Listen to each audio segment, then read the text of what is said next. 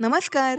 शब्दफुले या आपल्या पॉडकास्टवर दुसऱ्या पर्वात मी सुजाता आपलं मनापासून स्वागत करते. हा आहे शब्दफुलेचा भाग 123. आत्तापर्यंत तुम्ही शब्दफुलेला जशी साथ दिलीत तशीच साथ या दुसऱ्या पर्वातही मिळेल अशी मी प्रार्थना करते आणि आजच्या एपिसोडची सुरुवात करते. दिवाळीच्या अनेकानेक शुभेच्छा. दिवाळीच्या शुभमुहूर्तावर शब्दफुले लघुकथा लेखन स्पर्धेच्या विजयी कथा आपण दिवाळी विशेष कथा म्हणून सादर करणार आहोत. दिवाळी ऑडिओ अंकच समजा ना. नुकतीच तुम्ही ऐकली जॉकी ही तृतीय पारितोषिक विजेती कथा. आज आपण आणखी एक विजयी कथा ऐकणार आहोत. या कथेच्या लेखिका आहेत रेश्मा डोळे. लॉकडाऊनच्या काळात त्यांनी लेखनाला सुरुवात केली आणि लेखन कार्यात त्यांना अनेकानेक पुरस्कार मिळत गेले. अनेक दिवाळी अंकांमध्ये कविता, बालकथा लिहिण्याचा त्यांना अनुभव आहे. तर ऐकूयात रेश्मा डोळे यांचा संदेश. नमस्कार, मी रेश्मा डोळे म्हणजेच रमा. शब्दफुले आयोजित लघुकथा स्पर्धेमध्ये मी माझी निन्नी ही कथा सादर केली होती आणि या कथेला 3रं पारितोषिक मिळाले. या पारितोषिकामुळे माझ्या लेखनाचा हुरूप अतिशय वाढलेला आहे. तसंच परीक्षकांकडून जे मार्गदर्शन मिळालं त्यामुळे माझ्या लेखनाच्या छोट्याशा वाटचालीलाही अतिशय मोलाची मदत होणार आहे असं मी म्हणेन. निन्नी ही कथा अशी आहे जी प्रेमाचं बंधन जपण्यासाठी तार्किक अतार्किक, शाश्वत अशाश्वत जगाची सगळी बंधनं तोडून आपले तो बंध जपण्यासाठी काय करते हे तुम्ही सुजाताताईंच्या आवाजात शब्दफुले ह्या पॉडकास्टवरती नक्की ऐका. खरं तर शब्दफुले पॉडकास्टबद्दल मला विशेष काही माहिती नव्हती, परंतु जेव्हा ही लघुकथा स्पर्धा जाहीर झाली तेव्हा मी शब्दफुलेबद्दल थोडीशी माहिती घेतली आणि खरं तर शब्दफुले या शब्दापासूनच मी त्या पॉडकास्टच्या प्रेमात पडले. शब्दफुलेवरती सुजाताताई ज्या कथा सादर करतात त्या अतिशय उत्तम विषयांच्या असतात आणि अतिशय नेटकेपणाने सादर केलेल्या असतात. शब्दफुले पॉडकास्टचा सगळ्यात जमेची बाजू अशी की तो ऑडिओ पॉडकास्ट आहे. वेगळा वेळ देऊन तो पॉडकास्टचा आनंद घ्यावा लागत नाही. तुम्ही काम करत असताना किंवा इतरत्र असताना तो ऑडिओ असल्यामुळे त्याचा सहज आनंद घेऊ शकता. या विजेत्या कथा तुम्ही शब्दफुले या पॉडकास्टवरती सुजाताताईंच्या आवाजात नक्की ऐका. त्या तुम्हाला नक्की आवडतील अशी मला खात्री आहे. धन्यवाद. खूप सुंदर संदेश पाठवलाय. मनापासून अभिनंदन आणि पुढच्या वाटचालीसाठी अनेकानेक शुभेच्छा. तर आता ऐकूया रेश्मा डोळे लिखित शब्दफुले पुरस्कार तृतीय विजेती कथा निन्नी.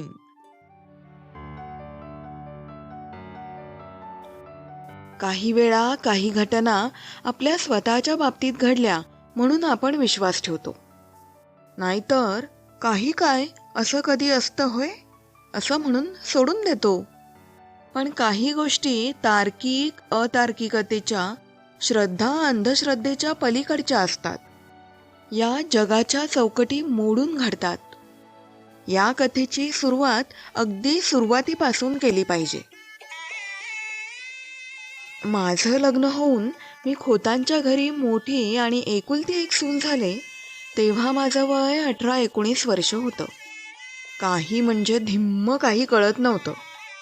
आपण गावच्या खोतांची सून झालोत आणि एका मोठ्या आचार विचारांनी श्रीमंत अशा घरात आलो एवढं एकच समजत होतं. ते सुद्धा प्रत्येकाच्या तोंडी एकच बिरुद, नशीब काढलं हो पोरीने, हे ऐकून. अप्पांनी मागणी घातली, पसंती झाली आणि लग्न झालं. पण त्यामुळे आपल्या आयुष्यात काय घडलंय हे समजायला पण मला काही दिवस जावे लागले. अप्पा खोत म्हणजे एक उमदं व्यक्तिमत्व. अख्ख्या गावाला त्यांनी बांधून ठेवलं होतं. सासूबाई पण त्यांना साजेशाच. घरात अनेक गडी माणसं होती कामाला, त्यामुळे मला कामाचं बंधन नव्हतं. पण घराला जपायला, सांभाळायला, शिस्त लावायला घरची हक्काची बाई हवी म्हणून आणि सासूबाईंनी विहिरीवर पाय घसरून अंथरूण पकडलं असल्यामुळे त्यांनी आपल्या मुलामागे लग्नाची घाई केली होती आणि मी सून म्हणून खोतीण झाले होते. हळूहळू दिवस जात होते. मी एक एक गोष्टी चुकत माकत शिकत होते. हे सुद्धा मला सांभाळून घेत होते. प्रेमाचे नवे नवे दिवस होते. फक्त प्रेम आणि कौतुकात मी चिंब भिजत होते. अप्पांची पूजेची तयारी, दारात रांगोळी, गोठ्यातल्या जनावरांची देखभाल, सासूबाईंचं औषध पाणी, अप्पा आणि ताईंचा नाश्ता, अहोंची तयारी, अशा छोट्या छोट्या जबाबदाऱ्या मी घेत होते. अप्पा पण खुश होते. सासूबाईंची तब्येत पण जरा सुधारू लागली होती. घरात आणि शेतात मिळून किमान 5-50 गडी माणूस होतो. या सगळ्यांच्या जेवणाची आणि नाश्त्याची जबाबदारी निन्नीकडे होती. सासूबाई कायम म्हणत, निन्नी आहे म्हणून माझं स्वयंपाकघर कायम समृद्ध आहे.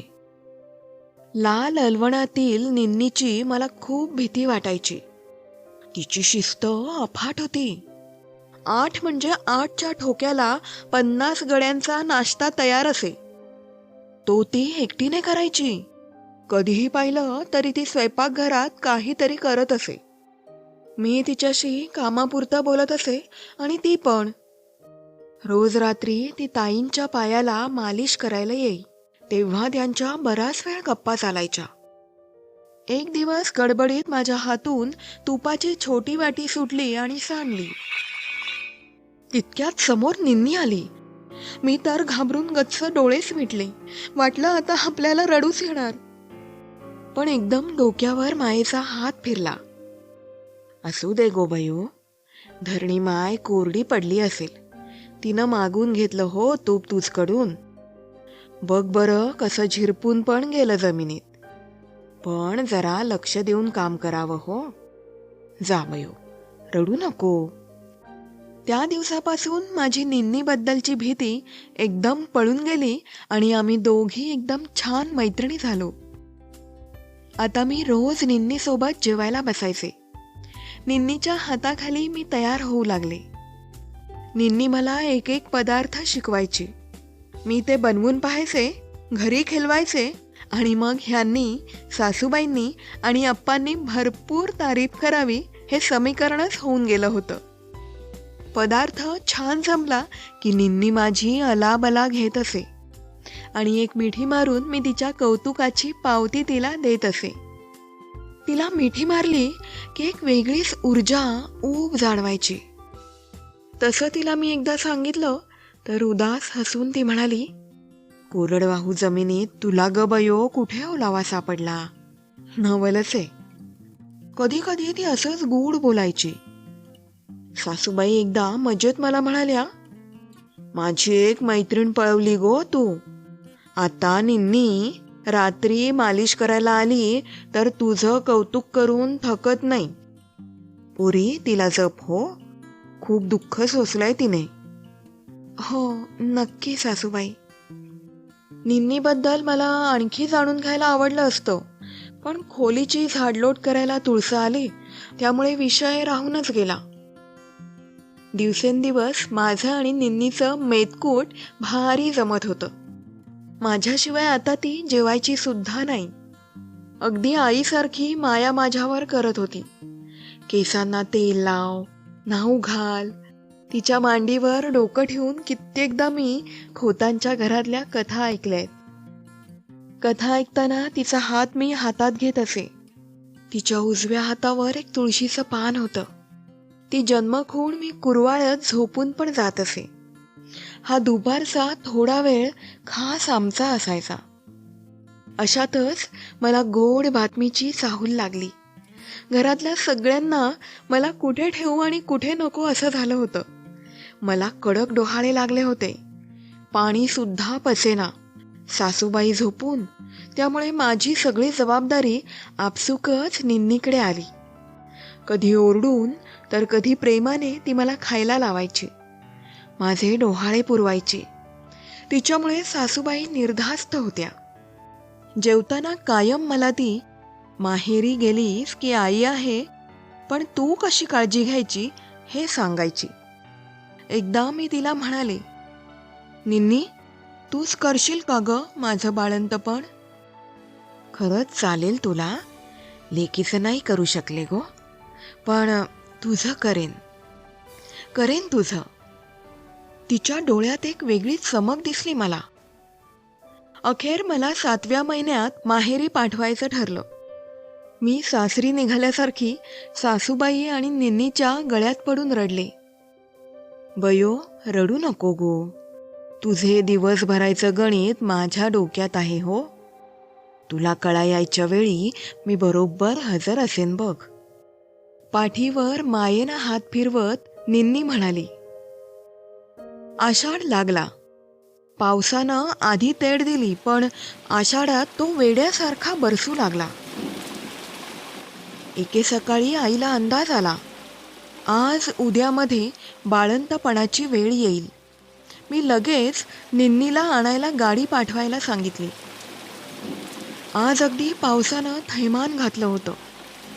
आईने गावच्या एका सुईणीला सांगून ठेवलं होतं, निन्नी पावसामुळे वेळेत नाहीच पोचली तर सोय असावी म्हणून. आईचा काळीज होतं ते. आईचा अंदाज बरोबर ठरला. दुपारपासून मला कळा सुरू झाल्या. प्रत्येक कळेसोबत मी आईला विचारत होते, आली का निन्नी? आईला माझी अवस्था बघवत नव्हती. अजून थोड्या वेळात निन्नी नाही आली तर सुईण बोलवू असं तिने ठरवून टाकलं.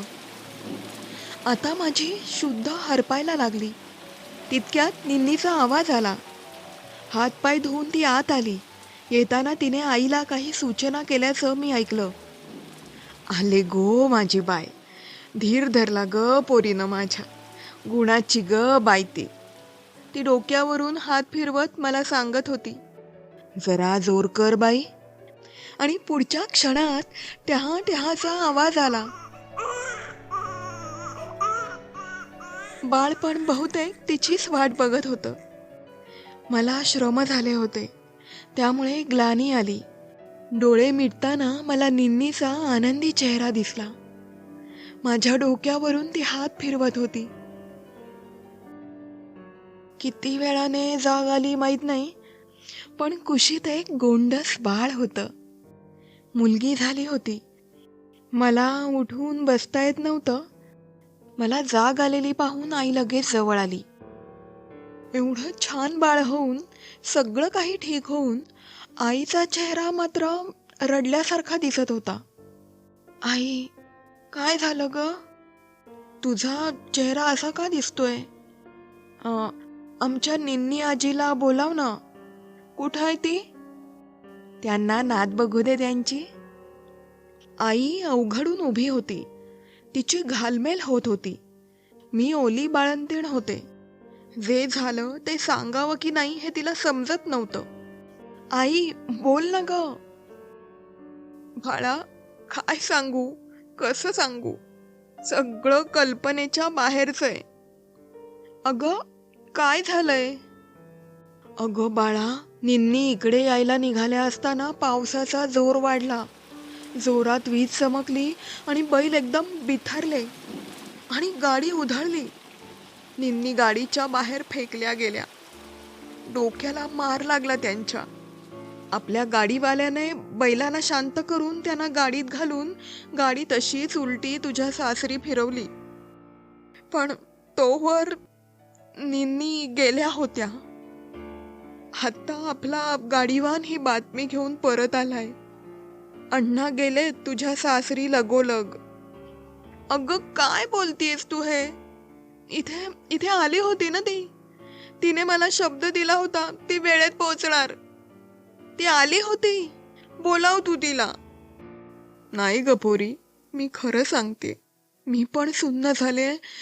काय अर्थ लावू ते समजत नाहीये बघ. तुझ्यासाठी त्या आल्या हे खरं, पण या घटनेचा कसा अर्थ लावावा हे समजत नाहीये ग. सगळंच अचंबित करणार आहे. मी बधीर झाले होते. रडू येत नव्हतं. मन मान्यच करत नव्हतं. निन्नीने माझं केलेलं बाळंतपण मला आठवत होतं. तिचं ते शेवटचं डोक्यावर हात फिरवणं आठवत होतं. बाळाला आईने माझ्या कुशीत दिलं. कुशीत देताना आईने बाळाच्या हातावरची जन्मखूण दाखवली. बाळाच्या हातावर छोटंसं तुळशीचं पान होतं. आता मी मोठ्यांदा हंबरडा फोडला. आई, निन्नी आली ग परत माझ्याजवळ. नाही गेली, ती नाही गेली.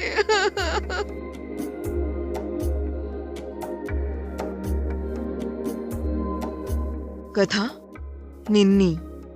लेखन रेश्मा डोळे. आवाज सुजाता. तर मित्रांनो, ही कथा तुम्हाला कशी वाटली कमेंट करून जरूर कळवा. तुमच्या प्रतिक्रियेने लेखकाला आम्हाला प्रोत्साहन मिळेल. तुम्ही प्रथमच या चॅनलला भेट देत असाल आणि हे चॅनल सबस्क्राईब केलं नसेल तर लगेच सबस्क्राईब करा.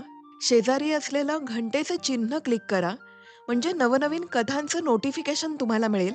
उद्या आपण ऐकणार आहोत द्वितीय पारितोषिक विजेती कथा भेट. मित्रांनो, शब्दफुले यूट्यूबवर तुम्हाला ऐकायला मिळेलच, पण त्याच प्रकारे सर्व प्रकारच्या पॉडकास्ट ॲपवर, म्युझिक ॲपवरही तुम्हाला ऐकायला मिळेल. तिथे तुम्ही नक्की फॉलो करा, सबस्क्राईब करा, स्टार रेटिंग देऊन मला प्रोत्साहन द्या. कमेंट करून तुमची प्रतिक्रिया कळवा, तुमच्या मित्रमैत्रिणींना कळवा. तुमच्या दीर्घकथा पाठवण्यासाठी फेसबुक, इंस्टाग्राम तसंच ईमेलवरही तुम्ही मला संपर्क करू शकता. या स्पर्धेला अनेकानेक कथा आल्या. शब्दफुले पॉडकास्टवर आपण काही निवडक कथा ऐकवणार आहोत, पण त्याचबरोबर अशाही अनेक कथा होत्या ज्या अगदी विजयी कथांच्या तोडीस तोड होत्या. त्यातल्या काही कथा प्रकाशित होत्या, तर काही कथा इतर स्पर्धांना पाठवलेल्या होत्या. अशा प्रकारे नियमबाह्य असलेल्या कथा आम्हाला स्पर्धेत घेता आल्या नाहीत. त्याही सुंदर कथा ऐकण्याचा आनंद तुम्हाला शब्दफुले पॉडकास्टवर नक्कीच मिळेल.